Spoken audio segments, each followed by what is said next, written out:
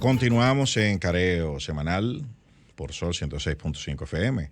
También estamos en YouTube, en el canal de Sol 106.5 FM y en nuestro canal Careo Semanal. Seguimos en Instagram, en Facebook y en Twitter también transmitiendo. Y tenemos entonces ya nuestra invitada en Zoom, como José decía al principio del programa.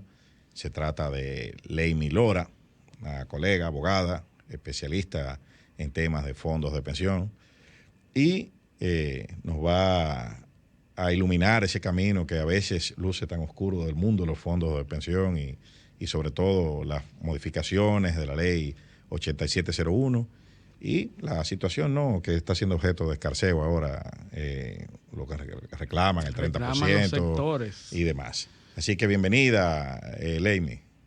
Muchísimas gracias, muy buenos días a todos, gracias por la invitación y espero pues que de este intercambio podamos sacar informaciones fructíferas que edifiquen a nuestra ciudadanía. Bueno, Leimi, un placer saludarte. Decir también que Leimi fungió en algún momento como consultora o directora jurídica del CIPEN, que es el órgano regulador del sector de administradoras de fondos de pensión en la República Dominicana, lo que le da a ella una visión desde dentro, ¿no? Sí. De cuál es la realidad del sistema. Yo quisiera iniciar por un diagnóstico, ¿no? La ley va a cumplir ya 20 años, ¿no? El año próximo. El régimen de pensiones inició, creo que un año después, ¿no? No, el sistema de pensiones inició en el año 2003, 2 años casi después. Exacto, entonces tiene 17 años, o sea que todavía no tenemos al primer pensionado, ¿no? Porque hay que cotizar, hay que tener 360 cotizaciones, que son 30 años. Pero en este momento, ¿cómo tú puedes evaluar el desempeño de la ley 8701 en el aspecto de pensiones? Sobre todo ahora que hay una crítica generalizada, sobre todo se ha satanizado mucho el sector de administradoras de fondos de pensiones, y la pandemia, la crisis sanitaria que está viviendo la República Dominicana y el mundo ha movido a países como Chile, Perú, que son modelos de donde adoptamos nuestro sistema de pensiones en la República Dominicana, a aprobar retiros anticipados de los fondos de pensiones, y en la República Dominicana se ha generado un movimiento similar que incluso mantiene 2 iniciativas legislativas en el Congreso en este sentido. En este ambiente, ¿cómo tú evalúas el desempeño de esta legislación a la fecha? Bueno, ante todo quiero hacerte una aclaración con relación al tema de los pensionados, porque sí, de hecho ya tenemos 27 pensionados por retiro programado, que son personas que entraron a cotizar en el 2013 y ya tenían más de 45 años. Más de 45, correcto. Porque recuerda que si bien es cierto que la ley te pone unos requisitos específicos para acceder a las pensiones, si tú tienes ya la edad requerida, que son los 60 años o 55 años incluso, tú puedes tener una pensión anticipada con un fondo que te permita tener una pensión por encima de la mínima. Tú puedes acceder a una pensión ya por vejez. Ahora mismo contamos con 27 pensionados según las últimas estadísticas de la CIPEN al corte de octubre del 2020. Con relación a la situación que se está generando ahora mismo, creo que no solamente República Dominicana, sino creo que prácticamente todos los sistemas de pensiones de la región están haciendo ya pues evaluaciones con relación justamente con la situación pandemia que ha generado esas demandas de los ciudadanos de colaboración, de ayuda, de auxilio, no solamente del Estado, sino de aquellos lugares o aquellos estamentos institucionales de donde se sienten apoderados o propietarios titulares de dineros que tienen acumulados ahí en sus cuentas. Nosotros somos un sistema joven, como tú bien señalabas, apenas tenemos casi 18 años de operaciones, pero es un sistema que ha demostrado una eficiencia en su desarrollo, en su administración, en su supervisión y fiscalización y hasta en su proceso normativo, porque de hecho tenemos normativas que están adecuadas a todos los lineamientos internacionales, ya tanto en calidad como en materia de regulación.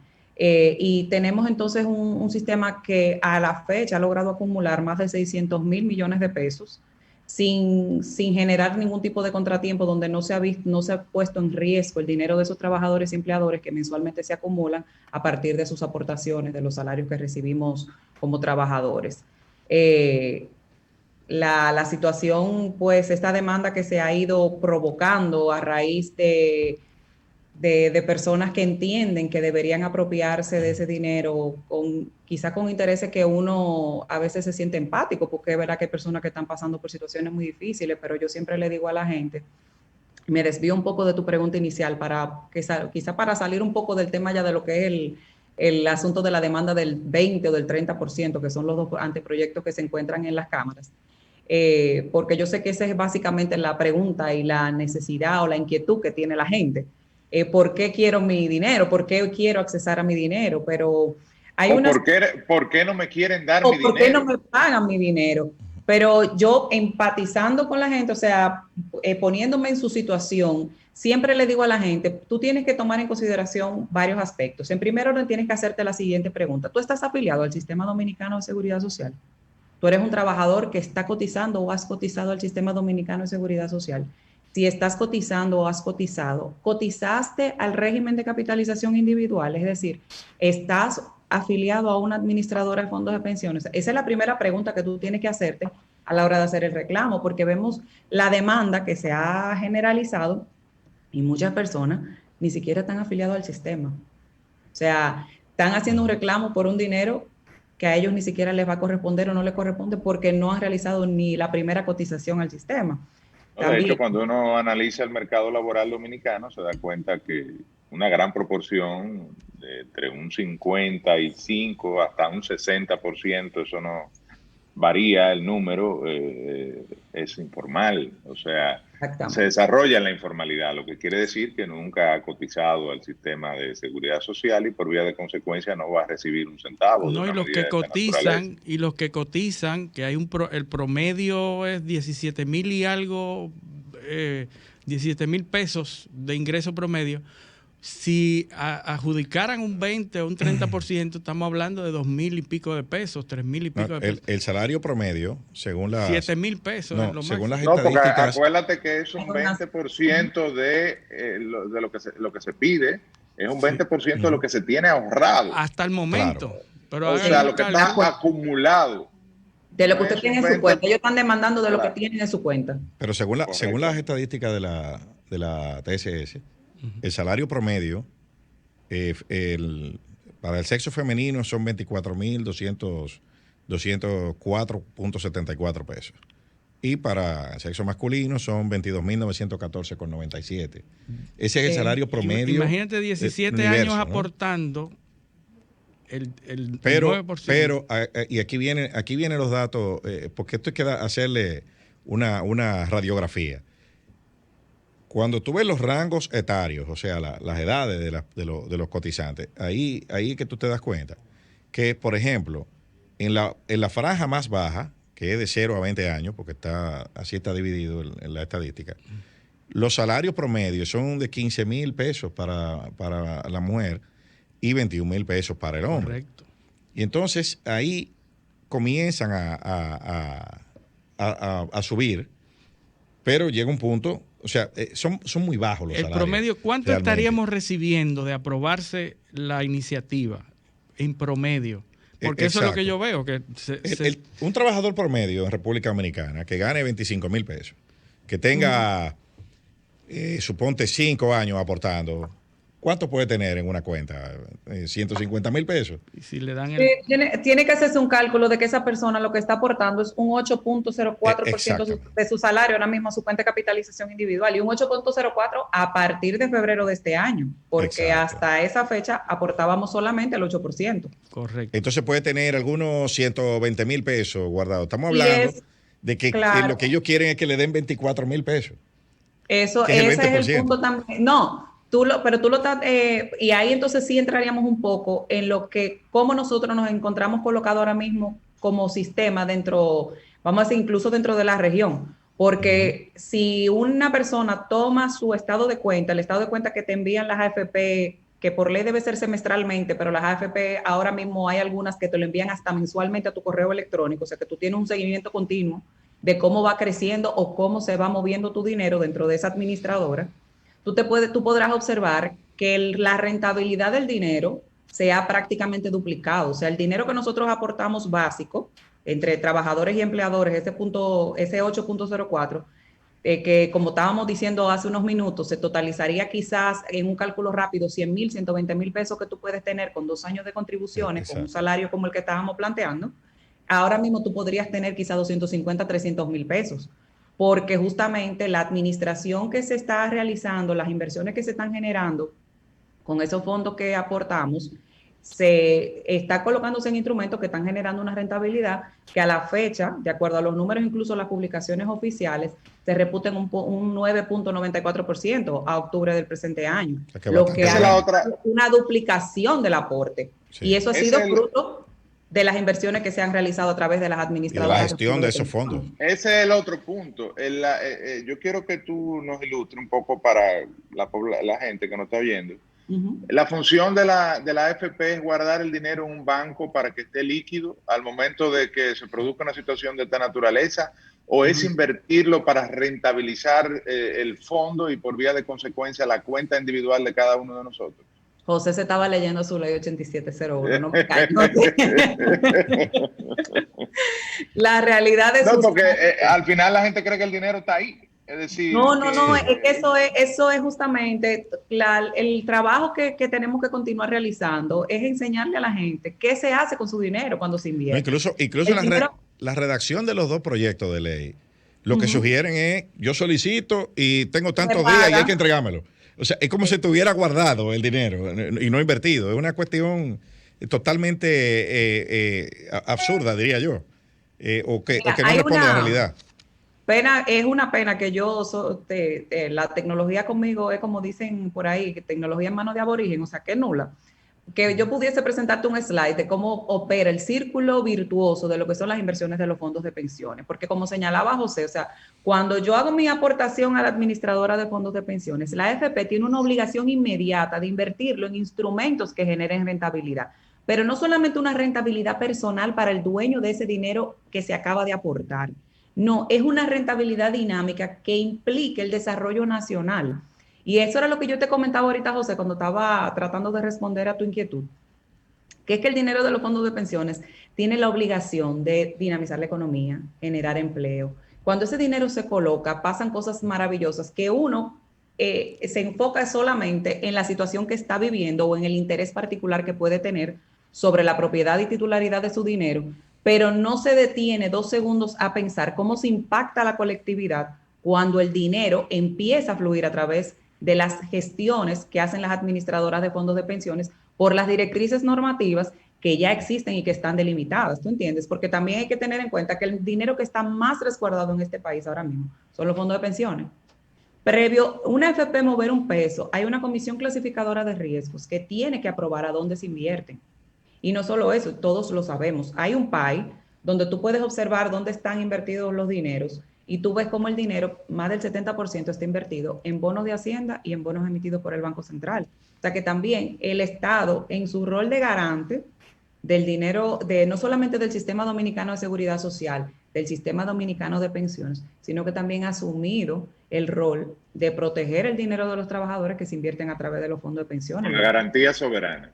Absolutamente. Y si el Estado quiebra, entonces todo el mundo tiene que arrancar huyendo con su pasaporte, llenar su nuevo ticket electrónico y arrancar eso, porque tenemos que cerrar con dos contados, uno por Samaná y uno por Sahagún.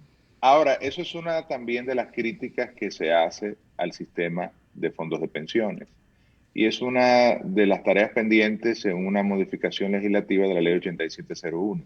¿Cómo garantizar una mejor y mayor diversificación de la inversión de estos fondos que realmente impacten en sectores de la economía dominicana que se quieran impulsar o que se requieran ser impulsadas? Se me ocurre, qué sé yo, energía alternativa, reciclaje, ahora que hay una nueva ley de residuos sólidos que regula toda una industria, ¿verdad?, relacionada a la producción de residuos. Es decir, elementos de construcción de viviendas, viviendas económicas, áreas que pueden resultar rentables, seguras, Naturalmente, cada prospecto de inversión tiene que pasar por un proceso de, ¿verdad?, con tasa de evaluación retorno. y finalmente de aprobación por parte de la CIPEN. Pero ¿cómo garantizar que sea más flexible el esquema legislativo que hoy está vigente para que no sea solo en papeles que se inviertan los fondos? Mira, de hecho, hay un tema importantísimo que tenemos que tomar en cuenta y es el desarrollo del mercado de valores. O sea, ¿qué le ofrece el mercado a los fondos de pensiones? Porque en materia de seguridad social, por ejemplo, la normativa está abierta. Si bien hay una lista positiva descrita en la ley 8701 de dónde se pueden invertir los fondos, también hay un parrafito ahí que te dice claramente que el Consejo Nacional de Seguridad Social aprobará cualquier otro instrumento que no esté listado en esa ley. O sea que la dinámica del mercado es la que va a generar incluso justamente la diversificación de la inversión de los fondos. Medidas también que quizás a lo interno de la Comisión Clasificadora de Riesgos podrían tomarse en combinación con los otros estamentos públicos del sector financiero para fines quizás de flexibilizar, y eso se ha venido haciendo desde hace 4 años. Si tú te fijas cómo estaba estructurado previamente el PAI de inversiones, te vas a dar cuenta que ahora ha variado muchísimo y ya no solamente están invertidos en bancos múltiples, en Banco Central y bonos de Hacienda, sino que tú tienes, y te puedo citar de datos que tengo aquí a la mano, tenemos en energía ya con bonos de IF, tenemos bonos de empresas públicas y privadas, tenemos fondos de inversión, tenemos fideicomisos, o sea que sí, y que van dirigidos a diferentes sectores como agropecuario, turismo y energía. O sea que ya se ha ido generando una dinámica nueva que ha permitido colocar el dinero en otros entes que garanticen pues bienestar común, bienestar general. Y ahora con el tema de la alianza público-privada, también hay otro elemento que donde está el Estado como garante, pero asociado a un administrador que de manera natural debe ser más eficiente que el Estado, que es el privado, impulsando proyectos que clasifiquen para la alianza público-privada donde los fondos pudiesen invertir.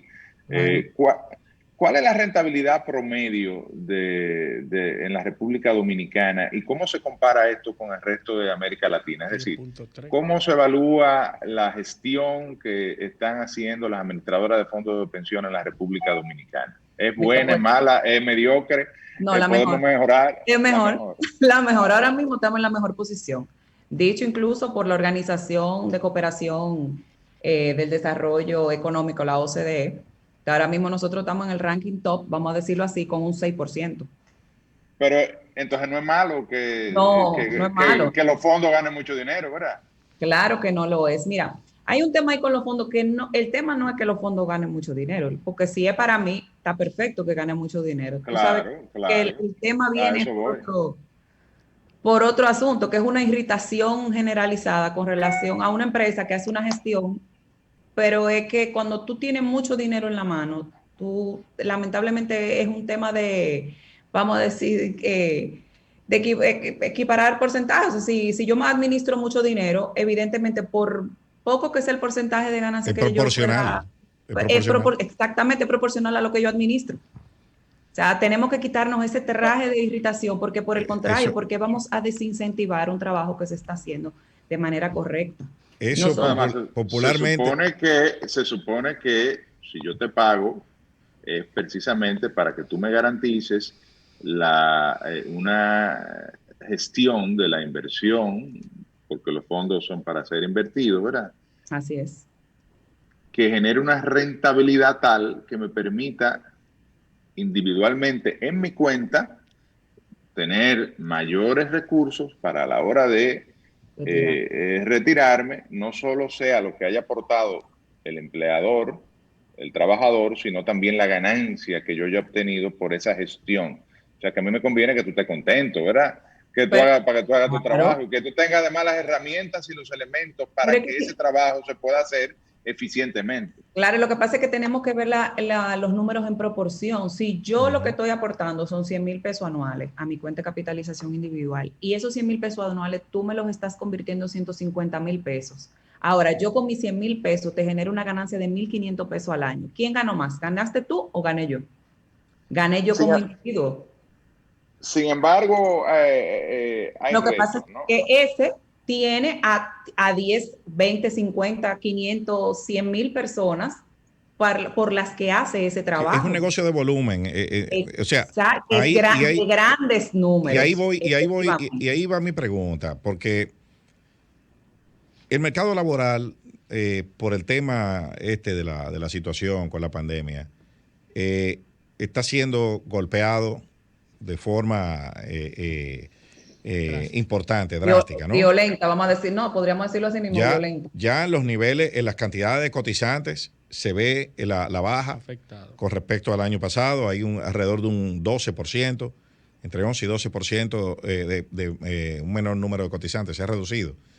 Y vemos también que las reducciones más importantes son en los empleos de menor nivel salarial. O sea, eso es alarmante lo que está pasando en los empleos de baja remuneración. Son reducciones de 30%, en algunos casos de 20 y tantos por ciento en algunas bandas salariales. Entonces, esto es un negocio de volumen. Y con esa reducción de cotizantes, más la que se proyecta, porque aquí están ya, la que se está viendo ahora son los empleados que definitivamente salieron del sistema de cotizantes. Los que están suspendidos todavía no han salido. Eso comienzan a salir a partir del final de este mes y en el mes próximo, porque las suspensiones son por 6 meses.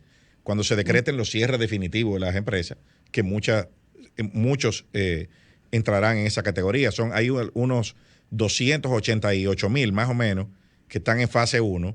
Hay 255,000 que ya han salido del sistema, o sea, adicionales a los 288,000 que están en fase 1.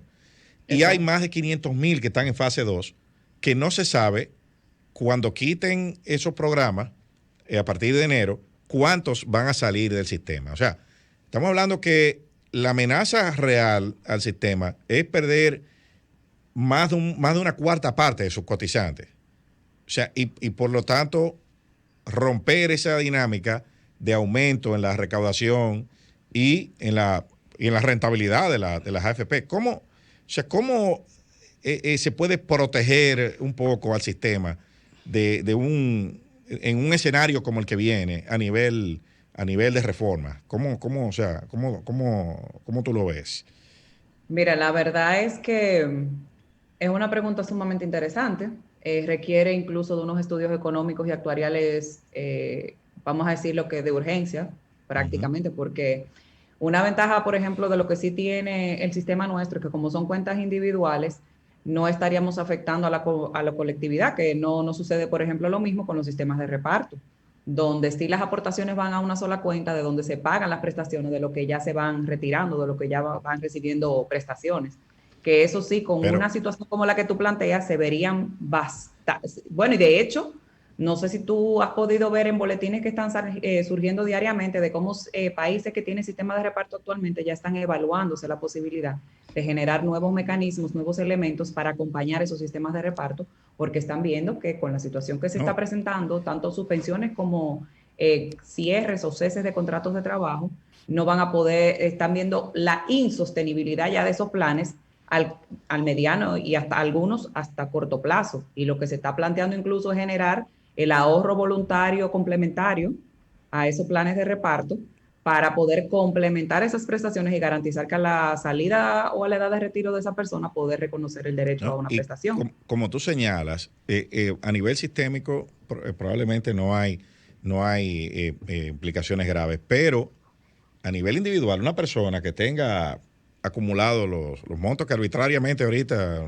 con los cálculos a la criolla sacamos, pero que se quede sin empleo y que además de eso le saquen el 20% de lo que tiene acumulado. Sí. Entonces, ¿qué va a pasar cuando esa persona se reinserte? ¿De qué pasaría con una cuenta en ese sentido? Porque, como te respondí ahorita, el impacto a nivel sistémico sería lo que estábamos hablando, quizá un tema en la desaceleración económica, porque ustedes saben que los fondos de pensiones también son un propulsor económico importantísimo, sobre todo como inversionista institucional dentro del mercado de valores.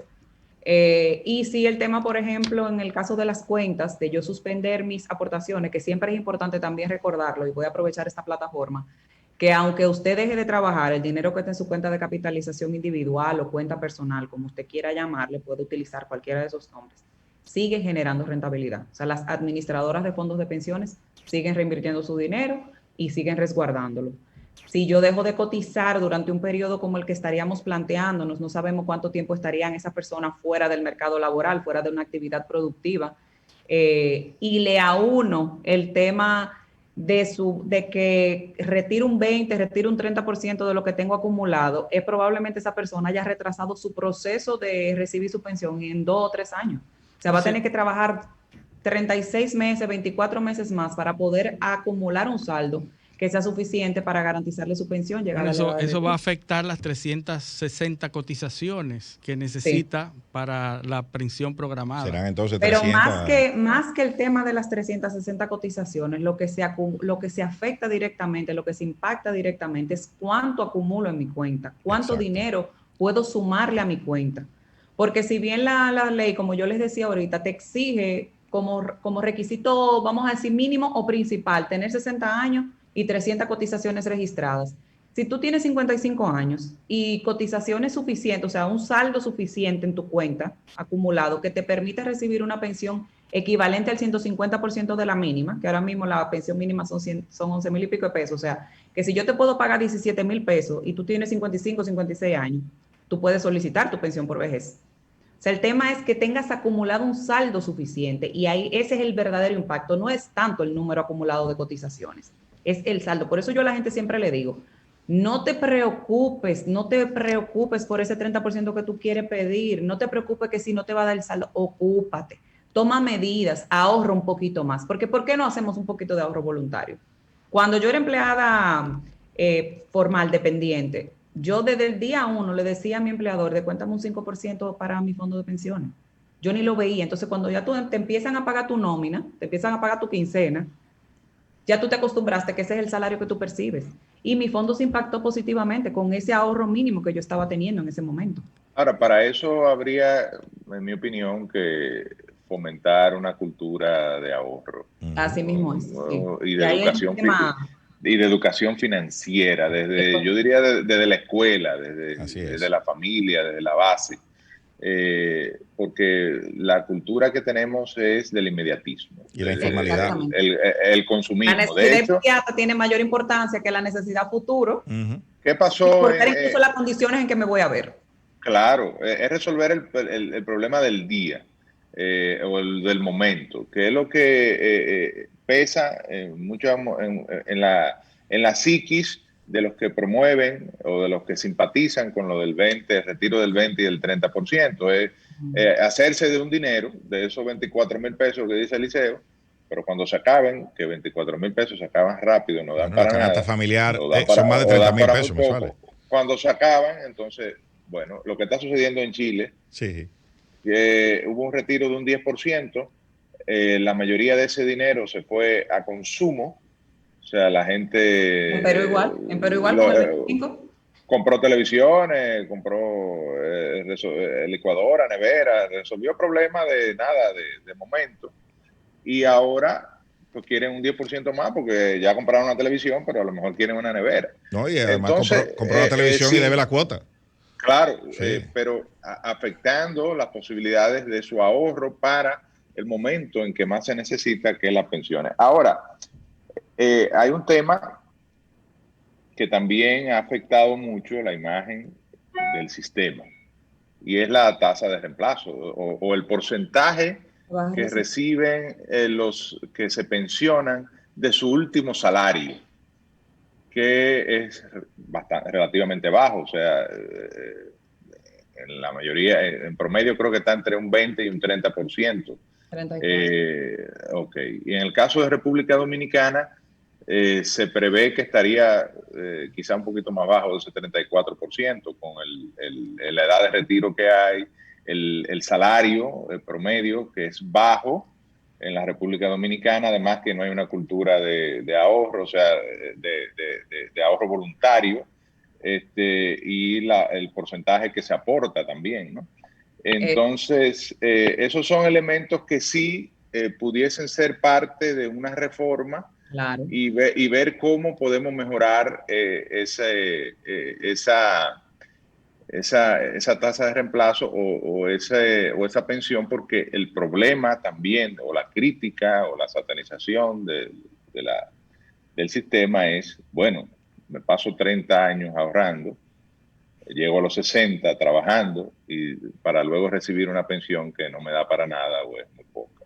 Así que yo quisiera que cuando ya regresemos, porque ahora tenemos que hacer una pausa, pues hablemos un poquito de eso y de otras cosas que tú creas que hay que mejorar. Yo tengo otra.